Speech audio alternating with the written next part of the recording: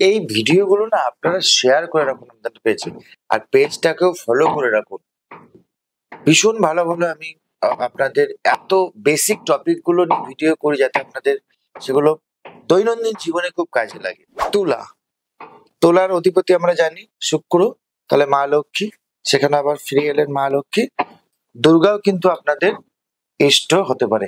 এই যে আমি ইষ্ট দেবদেবীর নামগুলো বলছি, এই ইষ্ট দেবদেবীর মন্ত্র হয়, গায়ত্রী মন্ত্র হয়, ধ্যান মন্ত্র হয়, বীজ মন্ত্র হয়, এগুলো আপনারা জপ করবেন। ইষ্ট জপ করা ভীষণ ভালো। আপনাদের যে গুরু দীক্ষা পেয়েছেন সেটা জপ করলেন, ইষ্ট জপ করবেন, দেখবেন আপনাদের ভীষণ পজিটিভ ফল পাবেন অনেক কিছু জিনিসে।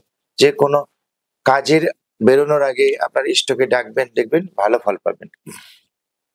এবার আসি বৃশ্চিক। বৃশ্চিকের অধিপতি হচ্ছে মঙ্গল। এখানে বৃশ্চিকেরও তাহলে হয়ে গেল কার্তিক। কেমন? তো বৃশ্চিকের বললাম, হনুমানও হতে পারে, যেহেতু মঙ্গলের কানেকশন আছে, হনুমানও আপনাদের ইষ্ট, হনুমানকে পুজো করবেন। ধনু, আপনাদের অধিপতি হচ্ছে বৃহস্পতি, তাহলে অবশ্যই হয়ে গেল বিষ্ণু বা রাম।